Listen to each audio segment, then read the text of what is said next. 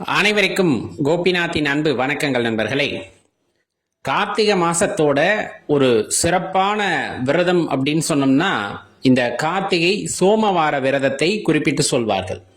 சோமவார விரதத்தை ஆரம்பிக்கணும்னாலும் இந்த கார்த்திகை மாதத்துல வரக்கூடிய சோமவாரத்துல ஆரம்பிச்சுடணும் அப்படின்னு சொல்லுவாங்க. ஒரு வருடம் முழுவதும் இருப்பவர்களுக்கு இல்லை, இந்த ஒரு மாதம் முழுவதும் போதும் அப்படின்னா கார்த்திகை மாதம் வரக்கூடிய ஒவ்வொரு திங்கட்கிழமைகளையும் சிவபெருமானை மனதார எண்ணி இந்த விரதத்தை இருக்க வேண்டும் அப்படிங்கிறது ஒரு விதிமுறை.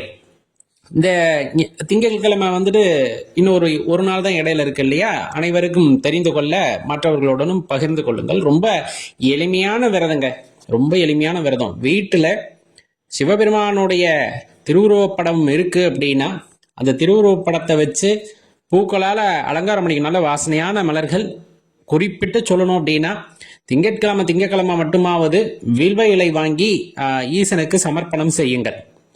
நெய்வேத்தியம் உங்களால் என்ன முடியுதோ, அப்பன் படைத்ததுல எது உங்க மனசுக்கு தோணுதோ அதை அவருக்கு படைக்கிறோம். நம்ம படைக்கிறோம்னா அன்பா கொடுக்கிறோம், அவ்வளவுதான். எல்லாமே அவருக்கு இருந்தாலும் அவருக்கு நம்ம திரும்ப கொடுக்க முயற்சி செய்யறோம். இதோட தாற்பயம் என்னன்னா, இந்த ஆன்மா, இந்த உடல், உயிர் எல்லாமே இந்த பூமிக்கு வந்ததுக்கு காரணம் இறைவன் தான். யாரு? சிவபெருமான் தான். அதை நான் திருப்பி படைக்க முற்படுறேன், திருப்பியும் உன்னோட கலந்துர முற்படுறேன் அப்படிங்கிற தாற்பயத்துல தான் அவர் படைச்சதவே அவருக்கு நம்ம நெய்வேத்தியமா படைக்கிறோம். குறைஞ்சபட்சம் பால், நாட்டு சக்கரை போட்டு வச்சாலும் போதுமானது. இல்லை கிழங்குகள் கிடைக்குது அப்படின்னா கிழங்குகள் வைக்கலாம். இல்லை சக்கரை பொங்கல் வைக்கிறீங்களா, சக்கரை பொங்கல் வைக்கலாம். இல்லை நாங்கள் வெறும் சாதம் தான் வைக்க போகிறோம், 2 சொட்டு நெய் விட்டு வைக்கலாம்னா தாராளமாக வச்சுக்கலாம், பிரச்சனையே இல்லை. காலையில் எந்திரிச்சு குளிச்சுட்டு திருநீரை பூசணும், பஞ்சாட்சர மந்திரத்தை சொல்லி அன்னைக்கு உபவாசமாக இருக்கணும். அதோட விதியே அதுதான். உபவாசம் அப்படிங்கிறது ஒவ்வொருத்தரோட உடல்நிலைக்கு தகுந்தாற் போல நம்ம ஏற்கனவே சொன்ன மாதிரி முடிந்தவங்க உபவாசமா இருங்க. அதுலயும் குறிப்பா மௌன விரதம் இருக்கிறது ரொம்ப சிறப்பு. இல்ல எங்களால முடியாது அப்படின்னா ஒரு நேரமாவது உணவை தவிர்க்க பாருங்கள், ஒரு நேரமாவது குறைந்தபட்சம் தவிர்க்க பாருங்கள். அப்புறம் அந்த விரதத்தை நீங்க தொடர்ந்து மாலை வரலும் இருந்துட்டு மாலையில நீங்க அந்த விரதத்தை பூர்த்தி செய்துக்கலாம். இதோட முக்கியமான விஷயம் என்ன அப்படின்னா, அன்று முழுவதும் நம்ம திருவாசகம், தேவாரம், திருமந்திரம் இது போல நம்ம பாடல்களை பாடிக்கொண்டிருத்தலும், நினைத்து கொண்டிருத்தலும் அல்லது பாடல்களை கேட்டு கொண்டிருத்தலும் ரொம்ப அவசியம். மனசுல தூய்மையான எண்ணங்கள் இருக்கணும். அதனாலதான் இந்த மௌன விரதம் இருந்துருங்க அப்படிங்கிறது. உடம்புக்கு அந்த ஆற்றலும் சேமிக்கப்படும், அதே போல அது உடலோட ஆற்றலை மேம்படுத்தும். அப்படிங்கறனால இந்த சோமவார விரதத்துல மௌன விரதத்தையும் சேர்த்து இருக்க சொல்லுவாங்க. இருக்க முடிஞ்சா அப்படி இருக்கலாம். அந்த விரதத்தை நிறைவு செய்யும் போது அருகாமையில் இருக்கக்கூடிய சிவாலயங்களுக்கு போயிடுங்க. போயிட்டு சிவபெருமானை தரிசிச்சு அன்றைய தினத்தோட விரதத்தை பூர்த்தி செய்து கொள்ளலாம்.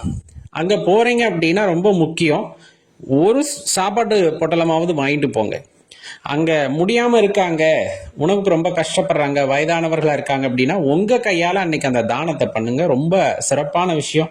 இல்லை நம்மளால முடியும் அப்படின்னா ஒரு போர்வை வாங்கிட்டு போகலாம், கொடை வாங்கிட்டு போகலாம். அங்கே இருக்கிறவங்களுக்கு தானம் செய்கிறது ரொம்ப உசித்தம். இந்த சோமவாரத்தில் திங்கக்கிழமையில பார்த்தீங்க அப்படின்னா 1008 சங்காபிஷேகம் நடக்கும். கார்த்திகை மாதம் சோமவாரத்தில் சிவபெருமானுக்கு சங்காபிஷேகம் அப்படிங்கிறது சிறப்பாக நடத்துவாங்க.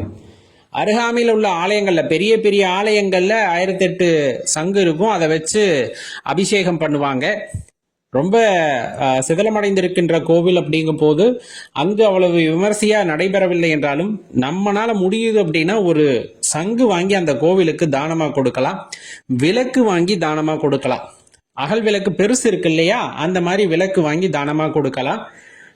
அடியேன் எப்பொழுதுமே வேண்டி விண்ணப்பித்து கேட்டுக்கொள்வது, சிவாலயங்களுக்கு எண்ணெய் வாங்கி தரது, நெய் வாங்கி தரது ரொம்ப சிறப்பு. அந்த நிறைய சனீஸ்வர பகவானுடைய பார்வையால கஷ்டப்படுறாங்கன்னு சொல்றாங்க இல்லைங்களா, அவங்கெல்லாம் இந்த எண்ணெய் ஒரு ஆலயத்திற்கு நீங்க தானமா வாங்கி கொடுக்குறீங்க அப்படின்னா கண்டிப்பா அந்த பாதிப்புகள் படிப்படியா குறையும். அது நீங்களே கண்கூடா பார்க்க முடியும். அருகாமையில் இருக்க எந்த ஆலயத்துக்கும் செய்யலாம், குறிப்பா சிவாலயத்துக்கு செய்யும் போது அதனுடைய பலனை நீங்கள் கண்கூடா காண முடியும்.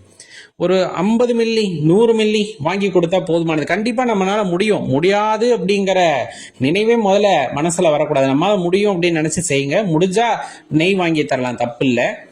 விளக்கு தானம் செய்வது, மற்றவர்களுக்கு விளக்கு தானம் செய்வதற்கு உகந்த மாதம் அப்படின்னு சொன்னோம்னா இந்த கார்த்திகை மாதத்தை சொல்லுவாங்க. அப்ப இந்த கார்த்திகை மாதம் முழுவதுமே சிவாலயங்கள்ல விளக்கெறிந்து கொண்டிருப்பதற்கு நாம் உதவ முற்பட வேண்டும். தானமா கொடுக்கணும். தானம் சொல்லக்கூடாது, அப்பனுக்கு செய்யற சேவை. ஏன்னா அந்த சேவையின் பலன் அப்படிங்கிறத எதிர்பார்க்காம நம்ம செய்யறோம் அப்படின்னா நம்மளை சிவபெருமான் பார்த்துக்குவார் அப்படின்னு சொல்லுவாங்க. அதனால முடிஞ்ச அளவுக்கு இதை செய்ய பாருங்க. இந்த கார்த்திகை மாதத்துல வர்ற எல்லா திங்கட்கிழமையிலையும் நீங்க விரதம் இருக்கிறீங்க அப்படின்னா பலன் அப்படின்னா எல்லாரும் சொல்ற மாதிரி கஷ்டம் நீங்கும், குழந்தை வரம் கேட்பவர்கள், திருமண தடை இருக்கு அது நீங்கணும், இந்த மாதிரி ஏதா இருந்தாலும் சரி ஒரே ஒரு கோரிக்கையை மனசுல வச்சுக்கோங்க. இது கண்டிப்பா நிறைவேற வேண்டும் அப்படின்னு மனசுல வச்சுக்கிட்டு நீங்க அந்த விரதத்தை கடைபிடிக்கலாம். கார்த்திகை மாதம் முழுவதும் இருக்கலாம். இல்லை நாங்க வருடம் முழுவதுமே இருக்கோம் திங்கட்கிழமை அப்படின்னா ரொம்ப சிறப்பு. கண்டிப்பா இறைவனுடைய அந்த அருட்பார்வை கிடைத்து உங்களுக்கு கை மேல் பலன் கிடைக்கும். அதுல மாற்று கருத்தே வேண்டாம். ரொம்ப சிறப்பு இந்த திங்கட்கிழமையில முருகப்பெருமான வழிபடுறது ஐயன மாதிரியே. ஏன்னா சொல்ல போனா இரண்டு தத்துவங்களும் ஒன்றே அப்படிங்கிறது உணர்ந்தவர்கள் புரிந்து கொண்டிருப்பார்கள். முருகப்பெருமான் வழிபாடும் இந்த நல்ல சிறப்பு.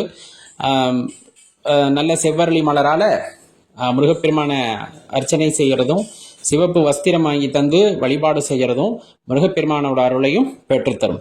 அப்ப நல்லா தெரிஞ்சுக்கங்க, எப்பவுமே அடியேன்னு சொல்ற ஒரே விஷயம்தான், இறைவனை நீங்கள் துதிக்கலாம், பாடலாம், வணங்கலாம், என்ன வேணாலும் செய்யலாம். சிவபெருமான அப்படித்தான் நீங்க வழிபடலாம், துதிக்கலாம், எல்லாம் செய்யலாம். இதற்கெல்லாம் இறைவன் சம்மதித்திருந்தால், இறைவன் உங்கள் மனதிலே குடியேறியிருந்தால்தான் சிவாலயத்திற்குள் சென்று சிவபெருமானை தரிசிக்க முடியும், வணங்க முடியும். அவ்வளவுதான். இப்ப அவருடைய கருணை பார்வை இல்லைன்னா அவருடைய நினைவு நமக்கு வந்திருக்காது.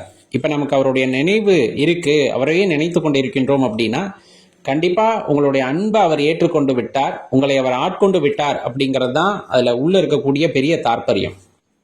உங்களை ஆட்கொண்டு இருக்கின்றார் எம்பெருமான் அப்படிங்கும் போது கண்டிப்பா அவருடைய நினைவு உங்களை நீங்காது இருந்து கொண்டு இருக்கும். நீங்களே மறக்கணும்னு முயற்சி பண்ணாலும் மறக்க முடியாது.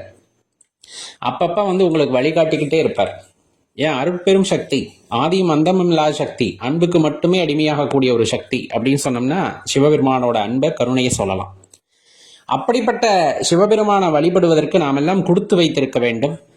கண்டிப்பா உங்களுடைய இடரான காலங்களில் கூட அவர் வழிகாட்டி இருப்பார், வழி காட்டுவார். இந்த சோமவார விரதத்தை கடைபிடித்து பாருங்கள். கண்டிப்பா வாழ்க்கையில ஒரு உன்னத நிலை அப்படிங்கிறது நம்ம கண்ணுக்கு எதிரே தெரியும். மனதுல தூய்மையோடு, தீங்கு நினைக்காத மனதோடு நான் செய்கின்ற ஒவ்வொரு செயலுமே சிவபெருமானை உணர்த்தும் அப்படிங்கிறத தெளிவாக தெரிஞ்சுக்கணும். அதில் மௌன விரதம் ரொம்ப சிறப்பானது. முடிஞ்சா ஒரு நாளாவது கார்த்திகை மாத சோமவார விரதத்திலே ஒரு நாளாவது மௌன விரதத்தையும் இருந்து பாருங்கள்.